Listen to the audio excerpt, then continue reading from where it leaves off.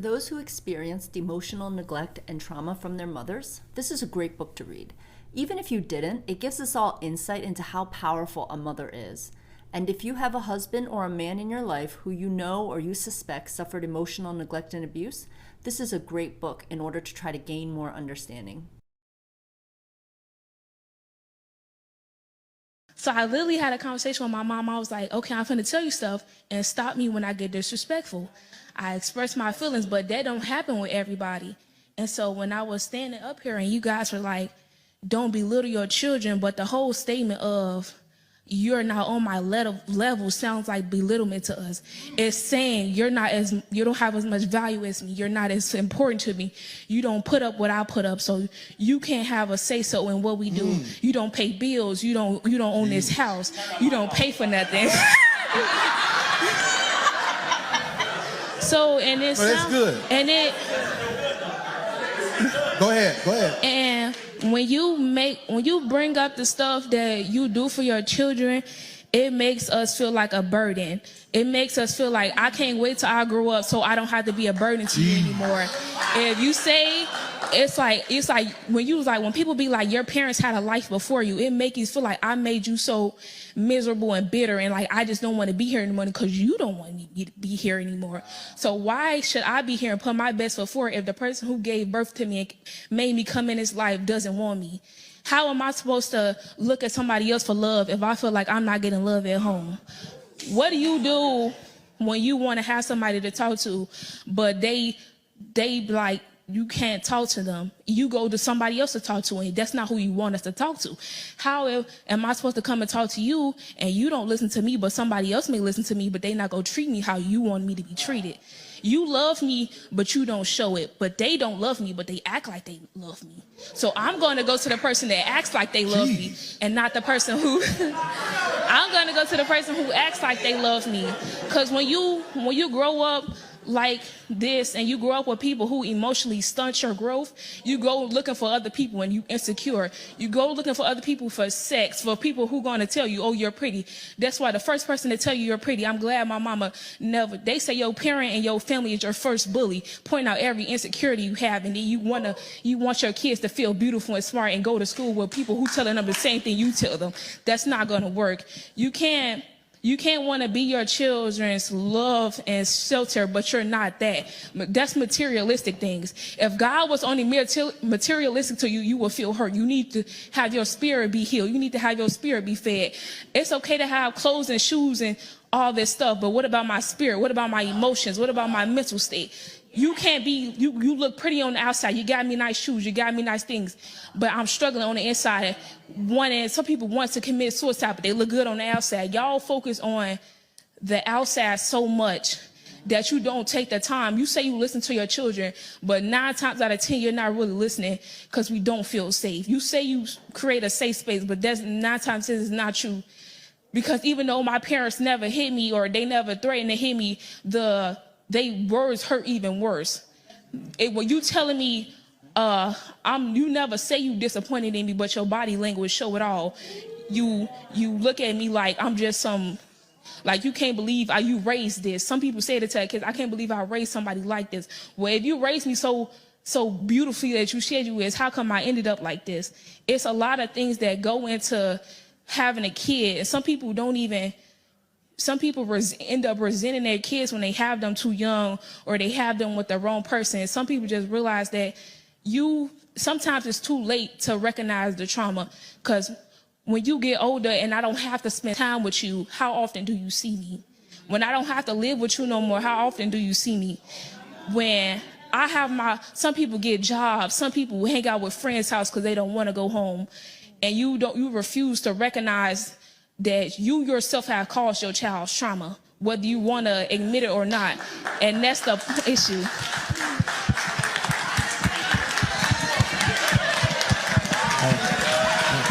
Yeah.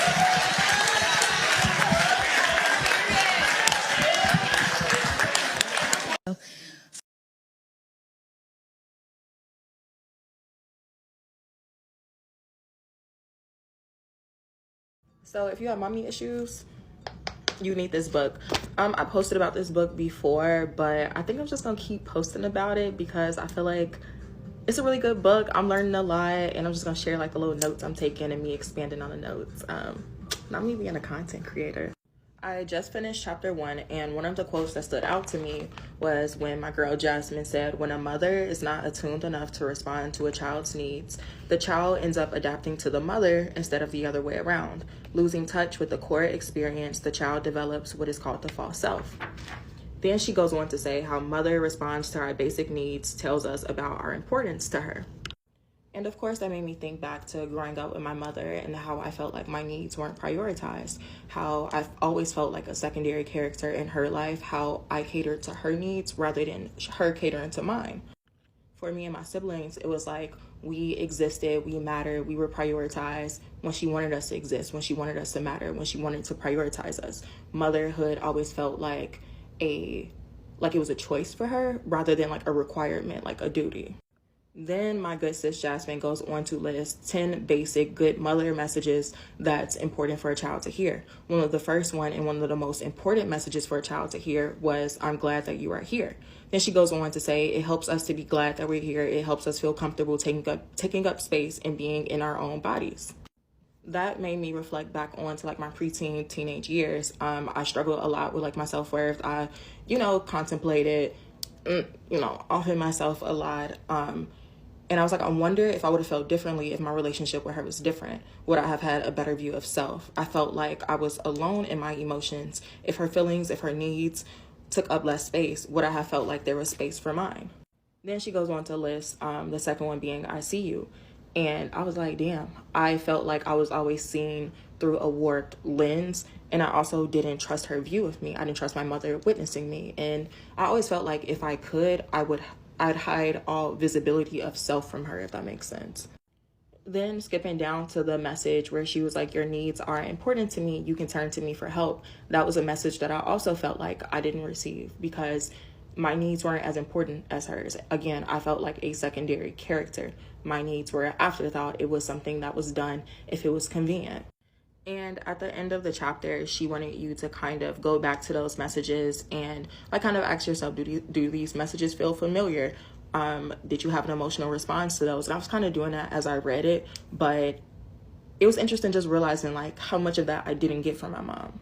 But yeah, those were my notes from the first chapter. I'm probably gonna read the second chapter soon. I'm probably gonna like break it into halves because this book is it's a lot,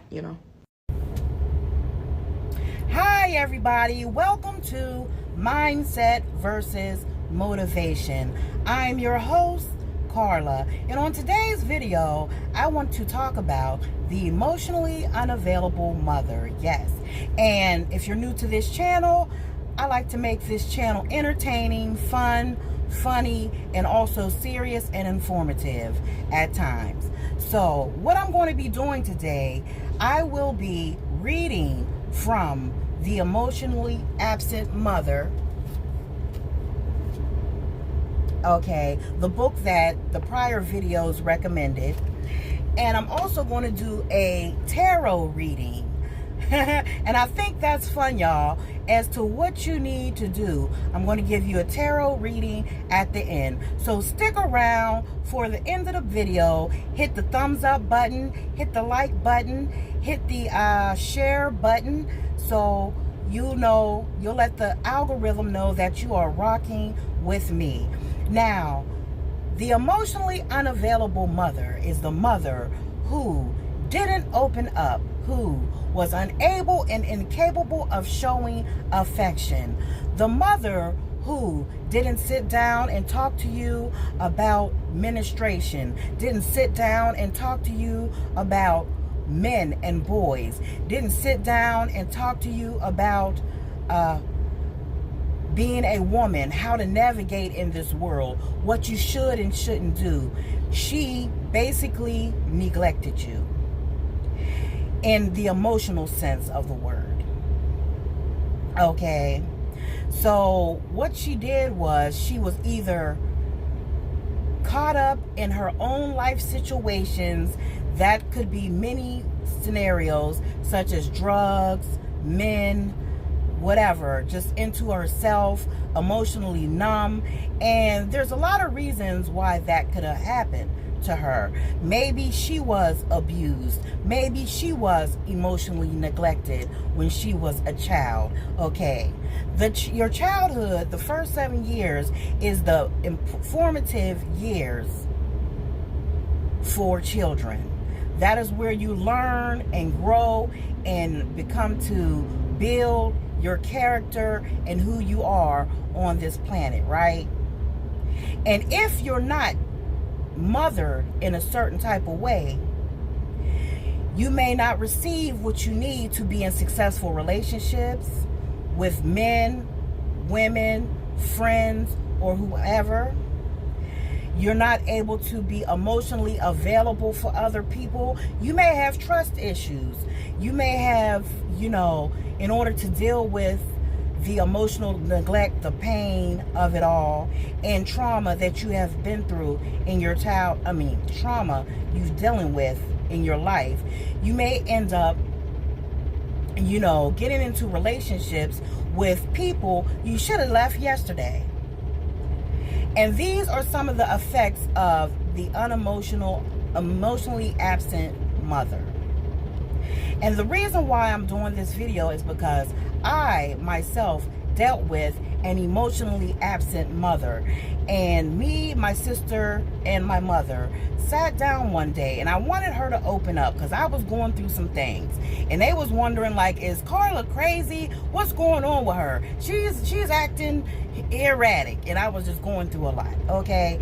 And I asked her, why is it that she never said I love you?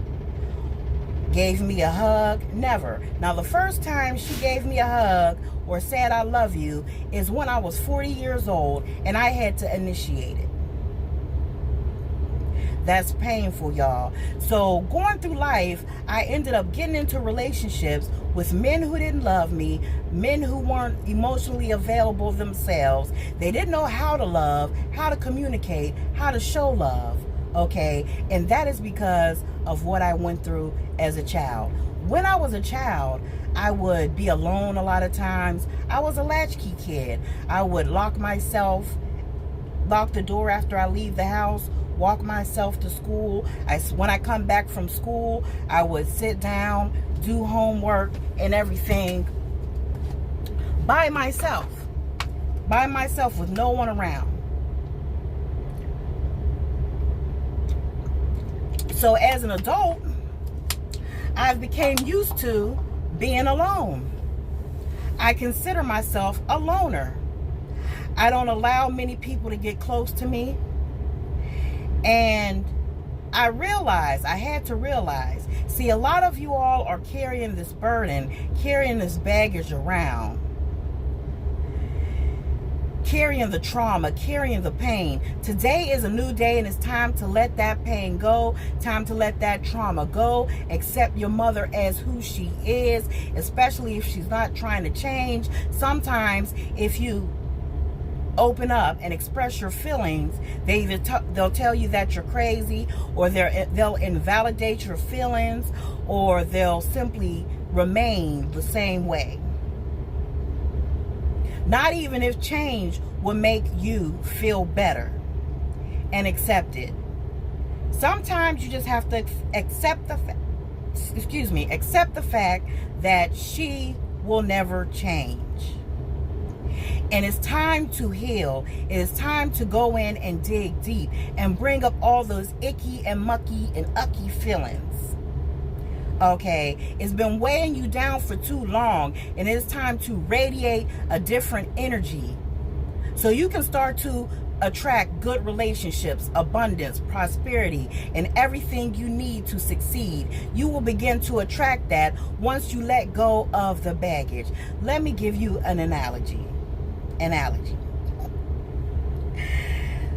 For instance, if someone's going to the airport, they're going to take a trip, and they're carrying all these bags around. They got a duffel bag, they got a rolly bag, they got a suitcase, they have a purse, and they jump out their Uber, and they're walking into the airport, and they're wobbling all over the place, and they fell over one of the bags. They knocking over baby strollers and old people because they got too much baggage going on. That is what your life look like right now.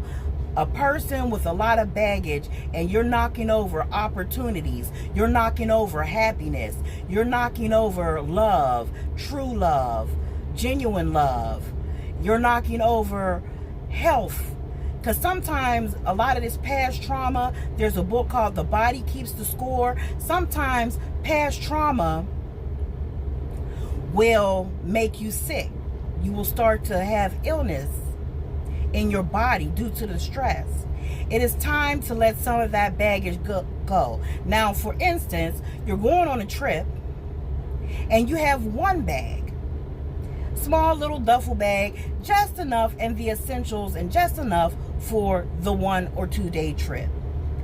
You have your ticket readily accessible. You have your Starbucks coffee in your hand, and you have your shades on, and you're walking through the airport, floating through the airport with no worries. You arrive 2 hours early or 3 hours early just in case anything goes wrong. That's what happens when you begin to let the baggage go, when you let the past trauma go, when you realize that the person that you want to change will never change. They are who they are. And you start to accept that, and you start to the healing journey, and you begin to heal yourself, and you learn how to love yourself, and you learn how to build your self-esteem, because one of the effects of an emotionally absent mother is having low self-esteem. That's why you're attracting the men or women you are attracting, because you have low self-esteem, and it's due to your childhood. It's time to lay your burden down. It's time to let it go.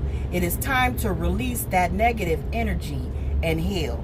So I'm going to read, and I'm just going to pull out some important parts of this book. I'm not going to read, I'm going to go through this book, but just pull out the important parts, the parts I feel that can help you right now, today. Okay. And this is part of chapter 1. Mothers don't need to be perfect and can't be. The perfection when there is supplied through the eyes of the child, who, when the mother does a good enough job meeting her basic needs, feels total adoration. This is helpful because when you're totally dependent on someone, you want to believe that person can do the job. To overlook the slips and lack of perfect attunement and accentuate the positive is both good psychological strategy and good evolutionary strategy, since the child's good feelings also help the mother bond to the child. The term good enough mother was coined by a famous pediatrician and psychoanalyst, D.W. Winnicott, to describe the mother who provides enough for a child to have a good start in life. Winnicott sees the primary job of the good enough mother as adapting to the baby. He describes how the good enough mother starts off with almost complete adaptation to her infant's need and subsequently adapts less and less as the infant can tolerate more frustration. A mother who continued to satisfy all the infant's need perfectly and immediately would rob the baby of the need to learn new behaviors, develop new skills, and be able to handle delay and frustration. Recent research reinforces this notion that the mother doesn't have to be 100% attuned and available to her children to offer good enough parenting, and it suggests that what is needed is to be in sync, defined as a harmonious state with the mother attuned to the child 30% of the time. Is that really so much to ask? According to psychotherapist and author Diana Fasha, what matters as much as, if not more than, the natural capacity to be in sync is the capacity to repair out of syncness so as to reestablish optimal connection. The good enough mother needs to repair the inevitable ruptures that occur in every relationship. She is not going to always behave just right, but she has to know how to make it right when she misses. See, that's important. The emotionally absent mother is unable and does not do that. Research suggests that she has to help in this from her child. Babies come into the world with the urge toward and a capacity for maintaining a strong bond with the mother. They are also wired to make the most of the mother's reparative efforts. For a child to be able to rectify the inevitable disruptions in this relationship is empowering. Conversely, to not be able to get the mother's attention, to not be able to reconnect after there has been a disconnection, can leave the baby feeling profoundly impotent and discouraged about the relationship and about getting her needs met. When a mother is not attuned enough to respond to a child's needs, the child ends up adapting to the mother instead of the other way around. Losing touch with his core experience, the child then develops what Winnicott calls a false self. Okay? Now, I'm going to go over what are good mother messages to reinforce your child's. Okay? How mother responds to our basic need tells us about our importance to her. Is she generous in giving to us, even joyful, or does she meet our needs with a sense of burden and attitude that says, "You're bothering me"? When she changes a diaper or dresses us, is her touch gentle and loving, or is it efficient and slightly brusque? Perhaps it seems mechanical. What does her eyes say? How about the expression on her face? What does her actions and choices convey? All of these are a part of a mother's communication and shape our relationship to her. Together, they form the basis of the messages we receive. We start by looking at the good mother and then consider that those of us who are unmothered heard instead. Now, here are 10 basic good mother messages. I'm glad you're there. I see you. You are special to me. I respect you. I love you. Your needs are important to me. You can turn to me for help. I am here for you. I'll make time for you. I'll keep you safe. You can rest in me. I delight in you. Now, how many of you have heard that? How many of your mothers told you that? If you're watching this video, possibly none of these. You may have never heard any of these statements in your life. I'm glad you're here. So I'm not going to read all of that. What happens when a good okay, now I'm going to read this part. What happens when a good mother messages are absent? When these good mother messages are absent, they leave holes and feelings of deficiency. Using the above list, it might look like this. If she doesn't use "I'm glad you're here," when we don't feel welcome or wanted, we may conclude maybe it would be better if we weren't here. That's why some people who have an emotionally absent mother think about unaliving themselves, thinks about running away. You know, as soon as they can, at 16 years old, they may get emancipated and decide to move and live on their own. Okay. It can also lead to great fear of abandonment. Now, when you have a fear of abandonment, when you're in relationships with a partner, you feel clingy, you feel needy. You're more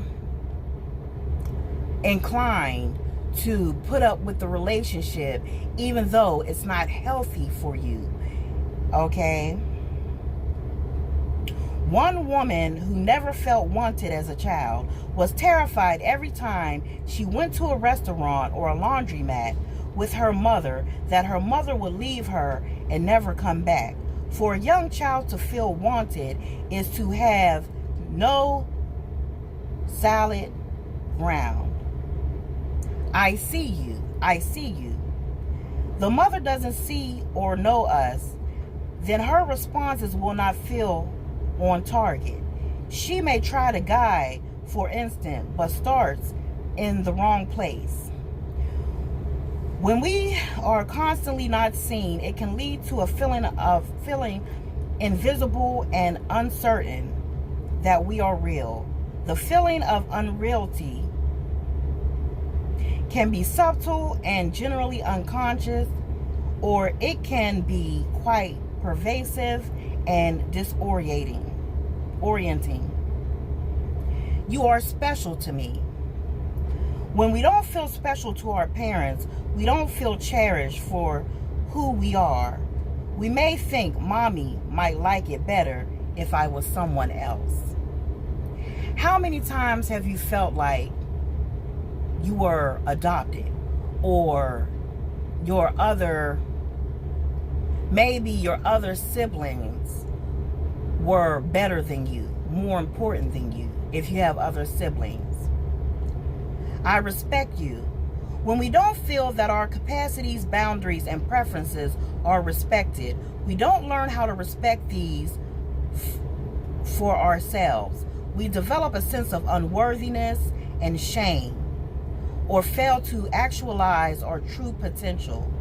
This can also set us up to be too accommodating to other people rather than stand by ourselves. And this is a lot of reason people may set goals or want to start a business, such as wanting to start a business or go to college or, do something, climb a mountain, travel, because, you felt unworthy. You felt like you were unable to accomplish these things. And that's because you didn't feel respected by your mother. I love you. Now, we all want to hear our parents tell us they love us. Even as a child, we understand what love is, okay, to some extent.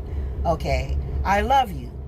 With the absence of sufficient loving, we may conclude I am unlovable as I am. Consequently, we may contort ourselves in the hope, if I conform to what others want, maybe they'll love me. Now let me pause right there. If I conform to what others want, maybe they will love me. That's why you're constantly trying to change yourself into what someone wants you to be, instead of being authentically yourself. Okay, you may change for a relationship so that person would love you more. Your needs are important to me. When we don't get a sense that mother wants to meet our needs, we can believe my needs are shameful or a burden. I shouldn't have these needs. How many of you felt like you were a burden to your mother or a burden to your parents? Okay. Felt like every time you would ask them something, every time you would beg for attention, they would kind of shrug you off. They had something else to do. They totally ignore you. They tell you to sit down. They tell you to go in your room. I am here for you. Without a sense, mother is here for us, we feel alone. It leads to the sense that I need to raise myself. Okay, a lot of us have either become the lone wolf or became so strong that we don't know how to ask other people for help, because we're used to doing it on our own, doing it by ourselves, because we had a emotionally absent mother. I'll keep you safe. Without the sense of protection, we can feel overwhelmed by life and conclude that the world is dangerous. How many of you, and since this is a mindset channel, how many of you view the world as dangerous outside of the external factors such as news, social media, and people telling you what they experience in life? How many of you feel that the world is a great place to live? The world is safe. The world can be safe. The world is peaceful. The world is what it is. How many of you, or do you look at it as gloom and doom, waiting for the shoe to drop, waiting for the next failure, looking towards giving up? How many of you experience that? That is because you had an emotionally absent mother. You can rest in me. When being with mother is not a safe place to be ourselves, we miss an important aspect of connection. Being with mother then becomes a time we need to stay alert or perform, and we never fully feel at home with her. That's why when you're around her, even as an adult, you feel there's no connection. You don't feel that love that you want. You feel empty. It agitates you. It aggravates you just to be around her. Okay? I delight in you. Without a sense that mother enjoys us, we may conclude I am a burden. That nobody wants. I wish I could disappear. I shouldn't take up so much space. We shrink ourselves and learn to hide our light. That is why you're afraid to shine. That is why you're afraid to go big. That is why you're afraid to go after your goals. That is why you are so down on yourself and you beat yourself up, because you didn't receive this in your life. So let me skip over to what does it mean to be unmothered? See, I'm skipping through this, y'all. I'm not going to read when I go through this book, and I'm going to go through all the chapters. When I go through this book, I'm going to pull out the important pieces, and then I'm going to relay the information to you. What does it mean to be unmothered? When you don't, now this is important, y'all. When you don't get enough good mothering in terms of these good mothering messages, the functions described in chapter 2, the secure attachment of chapter 3, and the nurturing touch and love and other building blocks in chapter 4, you are unmothered. Yes, you received enough mothering to survive. That's it, to survive. Food, roof. How many times when you tried to reach out to your mother or bring up the fact that you felt empty, you felt like she didn't love you, if you even expressed it, what would she say?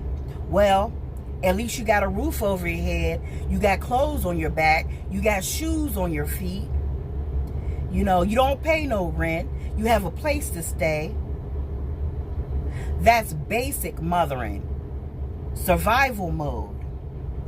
The more clearly you can see the ways you are insufficiently mothered, the more proactively you can make up for them. Let's learn about what was missing. And I'll go into that on the next video. I'm going to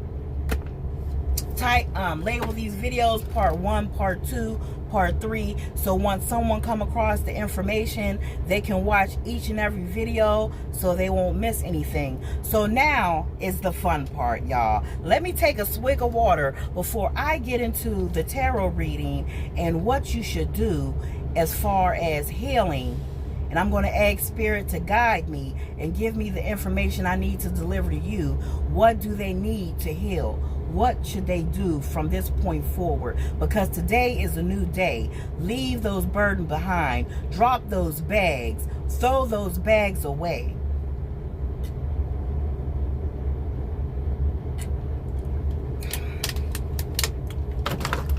Okay, so I'm going to first pull from my angel deck, angel oracle cards. Spirit, please give me an information and the message I need to pass along to help someone get further in their healing journey so they can uncover what's going on in their life and they can begin to heal.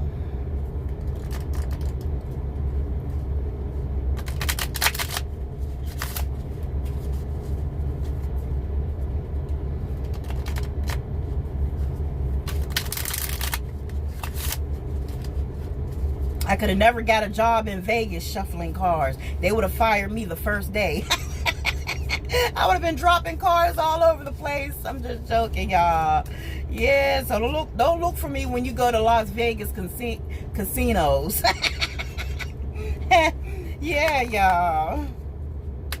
I hope this video is helping. So let's see what Spirit wants to say. Pull this card.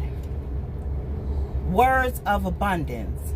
The reason why you're not gaining abundance is because you're carrying this baggage around. It's time to let it go. You've been told that you are unworthy, that you can't make it. Because of your parents, because of your environment as a child, you feel as though you can't be what you want to be. Okay? You feel as though you can't move forward in life. You feel as though you can't be big, you can't be great. Like they say, let me be great. You feel like you can't be great because of your upbringing, because of your past childhood, because of your trauma. Okay, you really want to change, you really want some help, but you're afraid. You're afraid to dig into those dark feelings. You're afraid to open up and allow things to be released. Okay, Spirit is saying once you allow the things to be released, the negative energy,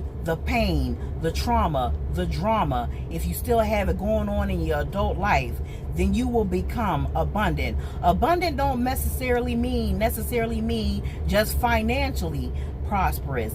It can mean abundant in love, abundance in health, okay, abundance in, relationships. It can be many things. So it is time to let the baggage go. Okay. And I suggest, before I get into the next video, I suggest getting a piece of paper, specifically parchment paper. This is just an extra tip. Parchment paper, writing your mother's name and, the pain or whatever that she caused you, and burning it and releasing it somewhere, not in your house. Burn it and release it and let it fly into the atmosphere as something to symbolize releasing the energy, releasing that pain. Okay. Employment change. Okay. Oh, I didn't read the card on this part, y'all. I got so deep off into the reading. Let me put this card to the side. I got so deep off into just download and I forgot to read the bottom of the card. You have the ability to instantly manifest abundance by choosing powerfully positive words. Always describe your own and the world's economic situation in a loving and optimistic terms. That's what I mentioned earlier, y'all, that how do you view the world? Do you see it as gloom and doom? Do you see it as opportunity? I mentioned that earlier. Okay, and that is what you attract for yourself. That will be what you attract for yourself. If you start to look at the world in a more optimistic way, okay, block out the negativity. Okay, it may be going on. Block it out. You don't have to listen to it. You don't have to absorb it. Okay? Now to the next card. Employment change. Some of you want to change your employment. Okay, and this all stems from the mother wound or having an emotionally absent mother. Okay, you want to change employment. You actually don't want to work a job. You want to start your own business, but you're afraid. You're afraid because someone told you that you didn't have what it takes. Now you believe that you don't have what it takes. But you have everything you need to succeed. Okay, you have what it takes. It's time to step out in faith that you will start a business and it will be successful. Stop listening to the negative talk in your head telling you, oh no, it's an inflation. Oh no, it's a recession. Nobody's going to buy my stuff. I'm afraid to approach people. No one's going to talk to me. Nobody's going to take my business seriously. Let all that go. That's one of the bags you need to let go. Okay. All right. I might have to turn this ear on, so you might hear a little air in the background because it's getting a little hot in here. Block out. That's what I just said. Block out distractions. I just said that. Block out distractions. I just said that. Spirit is coming through and I'm doing my thing. Block out the distractions. Okay? Block out people on social media saying that you will be unable to start a business. Block out the distractions of your family talking about how broke they are and how they're living check to check and how there's no money and how they can't leave their job, and even though they're unhappy, they still going to this job every single day. You don't have to be the same. You don't have to be like them. You can be great. Let me be great. You can be great. If you block out the distractions, start reading books, start listening to podcasts, start reading articles that are motivating, that are inspiring. Block out the distractions. Block out the distractions in your head. Block out the distractions in your mind. Okay? Because a lot of times it's not actually what's going on around us. It's what's going on within us that is causing the distractions. We are distracting ourselves. Okay? Sometimes we are holding ourselves back. Okay? Sometimes we won't allow ourselves to be great. Okay? Block out the distractions. It says, the card reads, your life purpose and other priorities need your undivided attention. So it's time for you to take charge of your schedule and working environment by turning off electronics and avoiding anyone and anything that distracts you from what's important. What's important is you. You already know what these distractions are, and you have the power to responsibly block them out. Block them out. Hit the like button. Please subscribe. Hit all notifications and share my videos. Please block them out.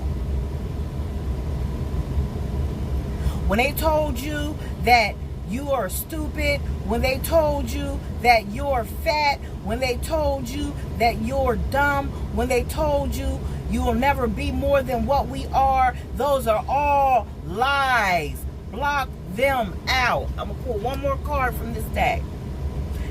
Woo! Okay. Gratitude list. Start writing down things to be grateful for. This will shift your energy. It will change your mind state. You will begin to believe in yourself. You will begin to appreciate things, and more things will pour into your life. What you want will start to come to you. The desires of your heart will start to come to you. Write a gratitude list. Okay? Be grateful for waking up in the morning. Be grateful for that raggedy job you're on. Even though you don't like that raggedy job, well, guess what? How would it be if you didn't have that raggedy job? Be grateful for the raggedy job. You know that raggedy car you get, that every time you fire that car up, it sounds like the war in the Ukraine. Okay, you got your neighbors ducking in bushes because they think it's a pow pow and bang bang going on. Okay, they start to duck and hide and hide up under the coffee table when you start your car in the morning because it sounds like artillery. Okay, yes. Be grateful for that car, because even though it's loud and raggedy, it gets you where you need to go. It gets you around, and you will have more if you begin to appreciate what you have right now. That's all I have for that deck. Let me go over the cards real quick, and then I'm gonna pull from some other cards. Block out distractions.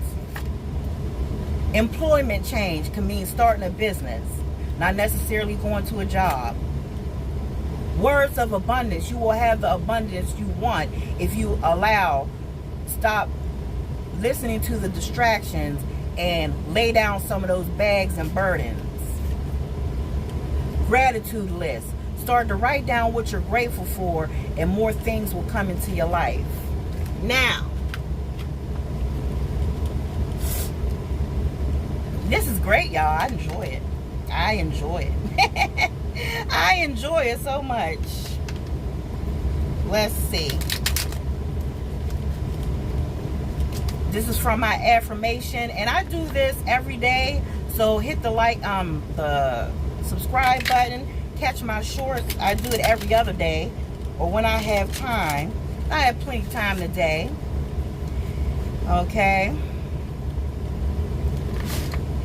If you're watching this and checking this video out on my celebrity news channel and trending topics channel, please subscribe to Mindset versus Motivation, and that's where I go into this type of information. But I want to plug my other subscribers into this if they need it. It's an all women's channel, you know, so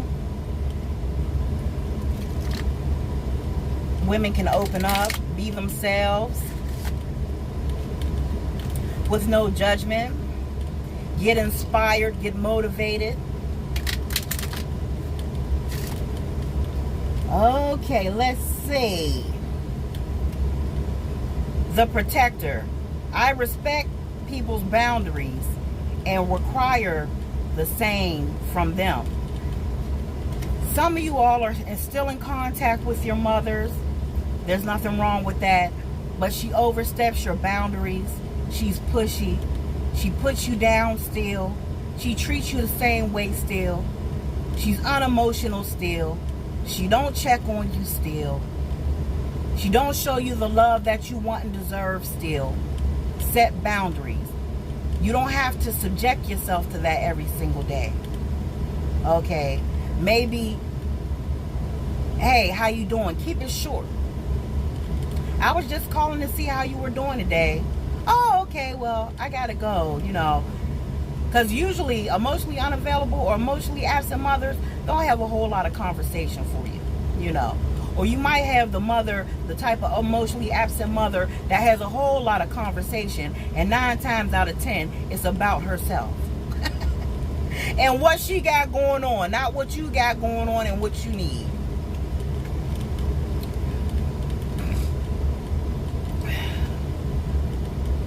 The mentor. I mentioned earlier to start reading books. Start listening to a podcast that lifts your spirit. Positive podcasts. Watch channels like this. You know, start to jump into books like the emotionally absent mother book. Start to, instead of watching reality TV shows, which I like a good reality TV show myself, but start to dive into things that will open up your mind, expand your mind, build your self-esteem, give you that push that you need towards the spiritual journey that you want. Okay? I respect and learn from the wisdom of my elders. So that's all I have I have my affirmation deck. My affirmation, my little small baby cards. My affirmation deck.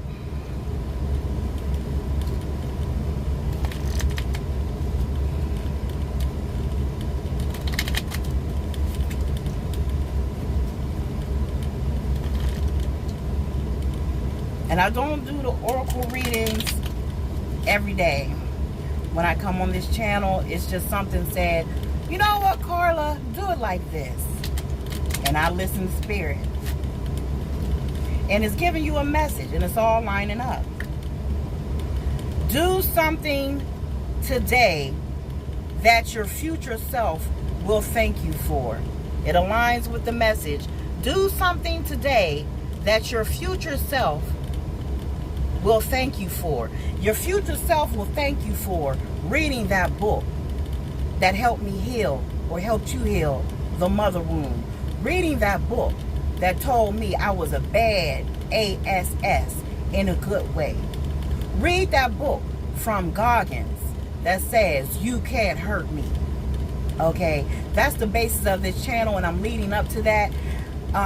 First, I want to deal with the emotional wounds that you have from childhood, but we're going to get into the mindset, because you got to have a mindset that's cannot be penetrated by anyone and anything. You cannot allow people to put their expectations on you. You cannot allow what people say about you define you. Okay, let that thing go. Okay, let people be who they want to be. If they feel as though they want to play small, allow them to play small. You don't have to play small. If they feel like they're not confident or worthy, then they have a journey they have to be on, but you continue to strive to be a confident and feel like you're worthy. Okay, do something that your future will thank you for. Please hit the like button on the way out. I will see you on the next video. Please subscribe if you enjoyed this show. And we're going to get deep into this thing, y'all. Healing takes time. Healing is not an overnight process. Healing takes time. Okay? And I'm here with you on that journey. And I will see you all on the next video.